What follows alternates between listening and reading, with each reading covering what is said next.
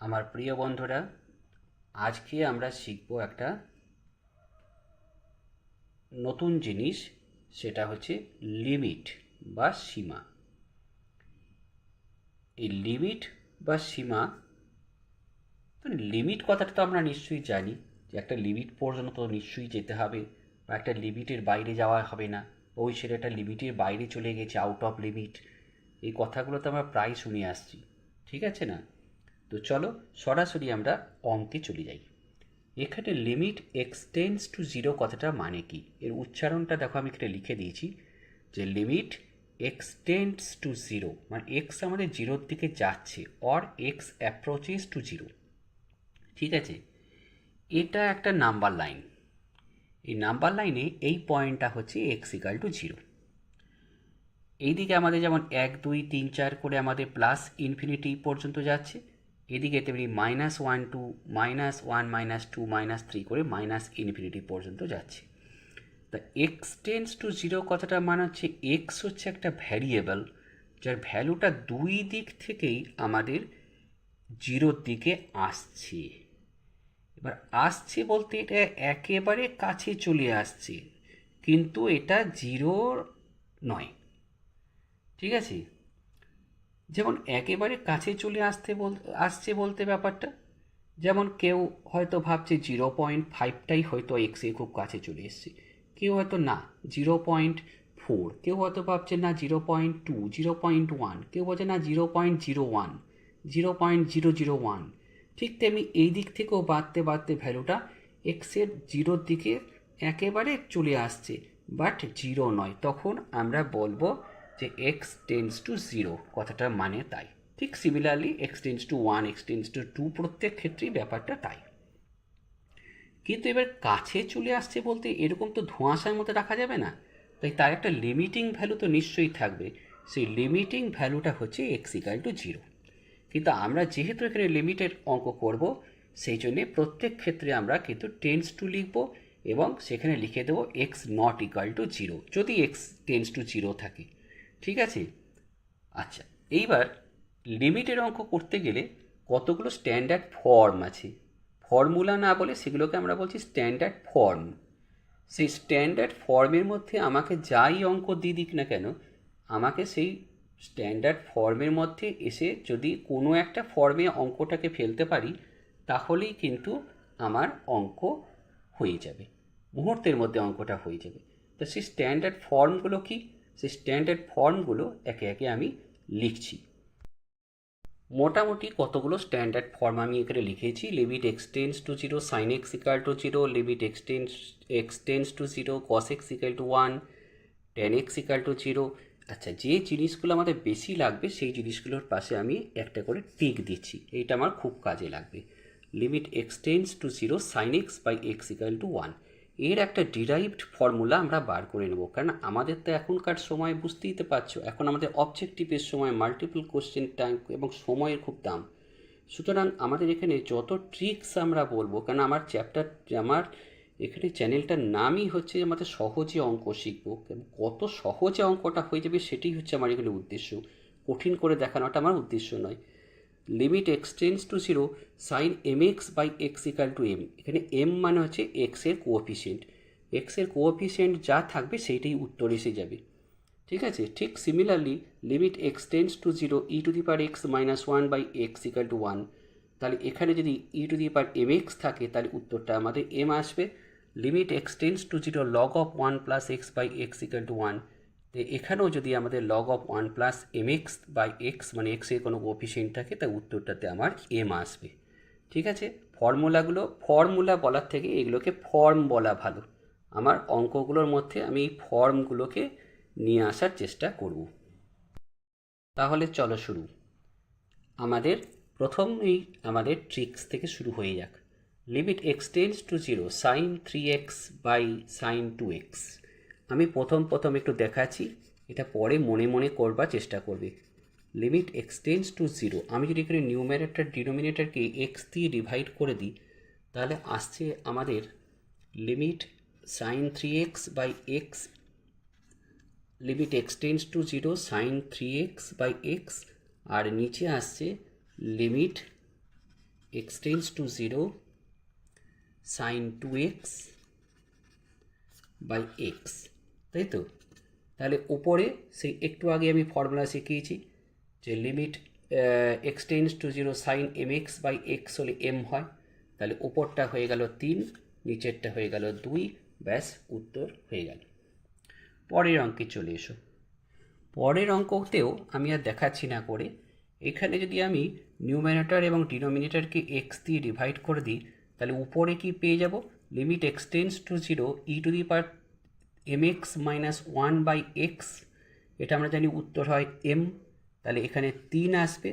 আর নিচে আমাদের limit x tends to zero sine 2x by x আসবে, মানে সাইন mx বাই এক্স মানে m এখানে 2 আছে, ব্যাস তাহলে উত্তর হয়ে গেল। হচ্ছে না মুখে মুখে কত সুন্দর ভেলকি। 3 নম্বর অঙ্ক। 3 নম্বর অঙ্কে দেখো limit x tends to zero 1 plus log of 1 plus 2x by e to the power 2x minus 1 আছে। এটাকেও যদি আমরা নিউমিনেটর ডিনোমিনেটরকে এক্স দিয়ে ডিভাইড করে দিই, তাহলে উপরে এসে যাচ্ছে limit x tends to zero log of 1 plus 2x by x. এটা এক্সটা কিন্তু বাইরে থাকবে, হ্যাঁ, এটা লিখবার সময় আবার এমনি লগের ভেতরে ভোট দিও না যেন। এটা হচ্ছে log of 1 plus 2x by x, এমনি আমি দেখিয়ে দিলাম e to the power 2x minus 1 by x, এমনি। তাহলে আমরা জানি ওই সেই log of 1 plus mx by x ফর্মটা এখনই শেখানো হয়েছে, ওর মানে m উত্তর আসে, তাহলে ওইখানে উপরে 2 আসবে, নিচে 2, মানে হয়ে গেল 1। ঠিক আছে, রয়েছে এই যে তোমরা দুটো অঙ্ক লিখেছি, এইটা তো আমি ওইভাবেই করব। কেউ ইচ্ছা করলে এটাকে e to the power minus এক্সটাকে 1 by e to the power x করে এটাকে এলসিএম করে করতে পারে, কিন্তু আমি তো সেই ট্রিক্সেই যাব। হ্যাঁ, limit x tends to zero e to the power x minus 1 minus e to the power minus x minus 1 by x. ঠিক আছে, দুটোকে যদি আলাদা করে ভেঙে নিই, তাহলে আসছে যে আমার limit x tends to zero e to the power x minus 1 by x minus limit x tends to zero e to the power minus x minus 1 by x. এইটা তো 1 জানি, আর মাইনাস, আর এখানে যেহেতু m মানে এখানে মাইনাস 1 আছে, তাহলে এখানে মাইনাস 1 এসে যাবে, 1 প্লাস 1 মানে এর অ্যান্সার হয়ে যাবে 2। ঠিক আছে, আর যদি এই অঙ্কটা যদি আমরা করতে যাই, তাহলে দেখা যাচ্ছে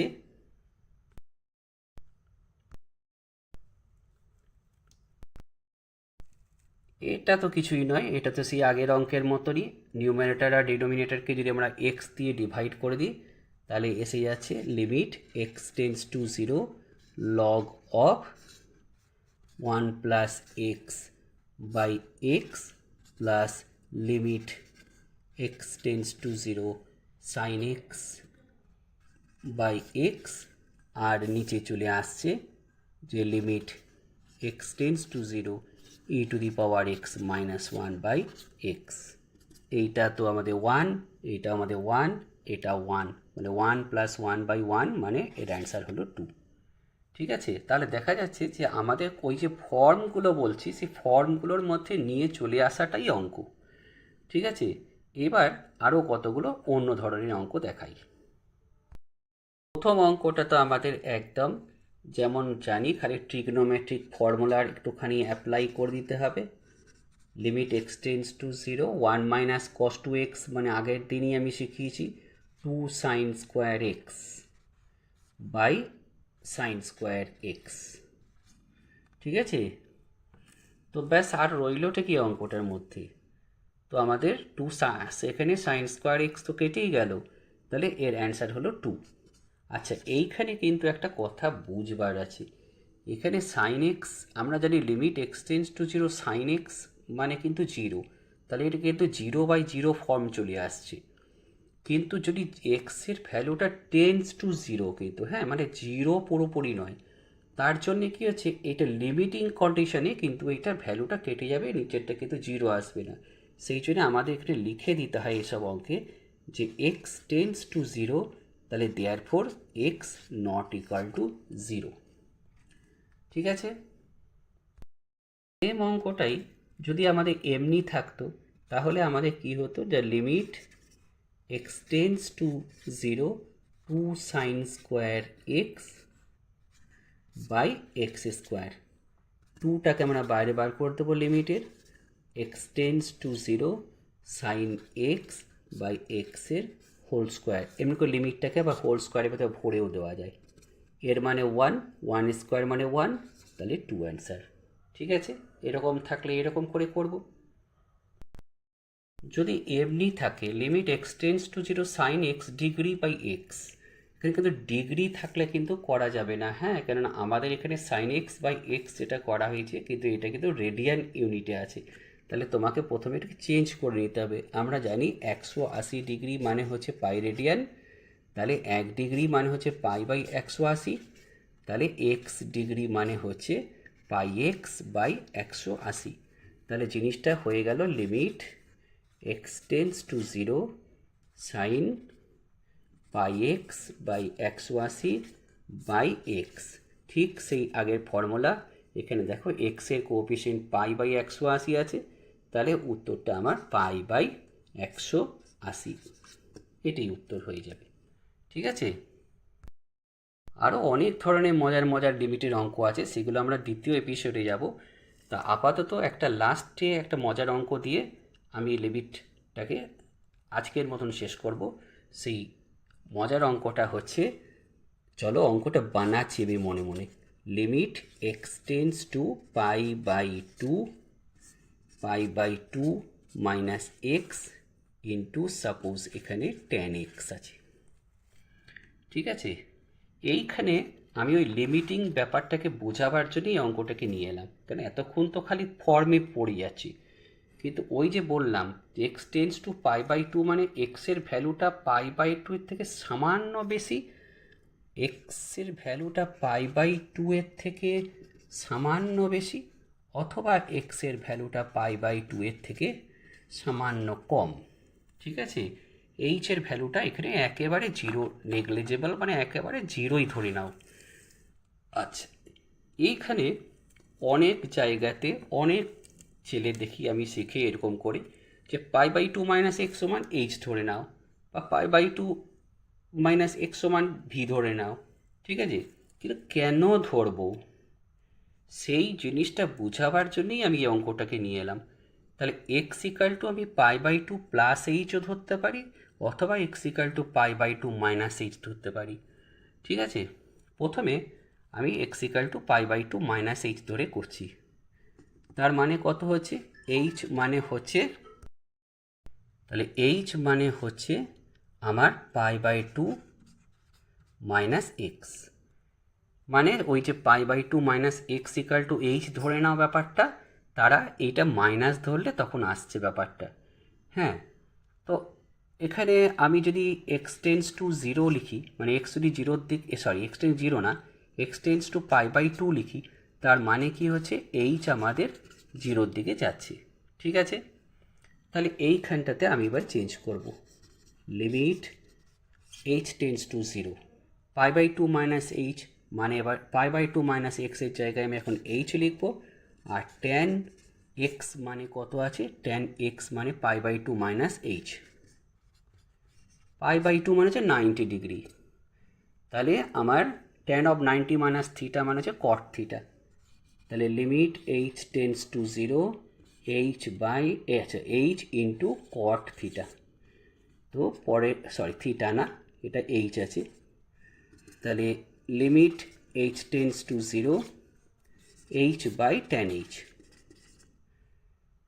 এটা ঘুরিয়ে লিখছি না, কেন আমাদের এখানে শর্ট দিনেরই সময়, তাই না, যত শর্টকাটে করতে পারবো তত তাড়াতাড়ি অঙ্ক হবে।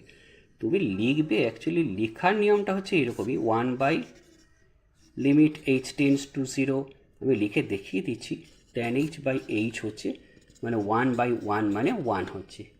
এইবারে গল্প হচ্ছে, কেউ হয়তো ভাবতে পারে যে স্যার আপনি তো সেই pi by two minus x মানে এইচই ধরলেন, ওই প্রথমটাকে ধরে দেখান তো যে আমাদের আসছে কি না, তো তাদের জন্যে প্রথমটা ধরেও আমি করছি। তা যদি আমি x=π/2 প্লাস এইচ ধরেই নিতাম, তাহলে h=x-π/2 হচ্ছে, মানে π/2 মাইনাস এক্স, এই ভ্যালুটা হচ্ছে -h। ঠিক আছে, সে আগের মতনই হয়ে যাচ্ছে যে এক্স আমাদের π/2 দিকে অ্যাপ্রোচ করলে এইচ আমাদের টেন্স টু 0 দিকে হয়ে যাচ্ছে। তাহলে এই জিনিসটা পাল্টে গেল, এটা হয়ে গেল লিমিট এইচ টেন্স টু 0 হয়ে গেল। π/2 মাইনাস এক্স এর জায়গায় আমি এখন -h লিখব। ঠিক আছে, আর tan অফ এক্স, এক্স মানে কি ধরেছি না π/2 প্লাস এইচ। আমার চ্যানেলেরই এর আগের এপিসোডে আমি শিখিয়েছি কী করে আমাদের 90 ডিগ্রি ইন্টু 1 প্লাস থিটা ধরলে কী করে চেঞ্জ হয়। সেই অল সাইন ট্যান কস চ্যাপ্টারটা দরকার হলে দেখে নেবে ভালো করে। তাহলে এইটা হয়ে গেল লিমিট এইচ টেন্স টু 0, উপরটা -h, আর এইখানে আমাদের tan of 90 degree into 1 plus theta মানে হয় মাইনাস কট থিটা, মানে মাইনাস কট এইচ। তাহলে সেই ঘটনাটা সেই একই দাঁড়িয়ে গেল, H tends to 0, h/tan h, মানে সে আগের মতনই 1। তাহলে বোঝা যাচ্ছে যে লিমিটের ভ্যালুটা এক্স টেন্স টু π/2 মানে হচ্ছে হয় π/2 থেকে সামান্য কম অথবা π/2 থেকে সামান্য বেশি। এইটা বোঝাবার জন্যই আমি দু রকম অ্যাপ্রোচেসই অঙ্কটা করলাম। তাহলে আজ এমনিতে তো লিমিট তো একদিনে শেষ করা যাবে না, তাই লিমিটের আজকে মজাদারের কিছু উদাহরণের মাধ্যমে লিমিট ব্যাপারটা বোঝানোর চেষ্টা করলাম। এর পরের এপিসোডে আরও কিছু মজাদার লিমিটের অঙ্ক নিয়ে আমি আসবো। আজ এ পর্যন্তই থাক।